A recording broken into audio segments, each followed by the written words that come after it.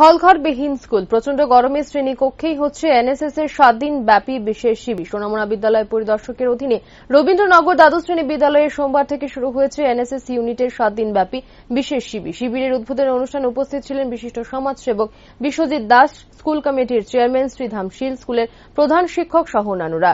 এই বিশেষ ক্যাম্পে থাকবে বাল্যবিবাহ রোধে সচেতনতা বিষয়ক আলোচনা, দুর্যোগ মোকাবিলা, নেশার বিরুদ্ধে সচেতনতা, স্বচ্ছ ভারত অভিযান সহ নানা কর্মসূচি। এদিন স্বাগত ভাষণে বক্তব্য রাখতে গিয়ে এনএসএস এর ইনচার্জ অমিত মজুমদার এনএসএস সম্পর্কে বিস্তারিত তুলে ধরেন এবং ছাত্রছাত্রীদের সামাজিক কাজে নিয়োজিত থাকার জন্য উৎসাহিত করেন। অভিভাবক, স্কুল কমিটি এবং স্কুল কর্তৃপক্ষ চাইছে সংস্কৃতি এবং শিক্ষামূলক অনুষ্ঠানের জন্য স্কুলে যেন একটি হল ঘর যাতে তৈরি হয়। আমি স্কুলে জয়েন করার পর প্রতি বছরই দেখে আসছি 7 দিন ব্যাপী এনএসএস এর বিশেষ ক্যাম্প অনুষ্ঠিত হয়।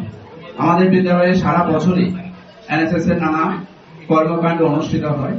সারা বছর যে কর্মকাণ্ডটা অনুষ্ঠিত হয় এটা রেগুলার অ্যাক্টিভিটির মধ্যে পড়ে। আর 7 দিন ব্যাপী যে আমাদের বিশেষ ক্যাম্প, সেটাও একটা এনএসএস এর একটা বিশেষ একটা প্রোগ্রাম। এই এনএসএস নিয়ে আলোচনা করতে গেলে আমাদের একটু অনেক আগের ইতিহাসের দিকে দেখতে হয়। আমরা যদি আমাদের দেশের যারা স্বাধীনতা সংগ্রামী সমাজ সেবকদের কথা বলি, স্বামী বিবেকানন্দের কথা বলতে পারি, আমরা মহাত্মা গান্ধীর কথা বলতে পারি।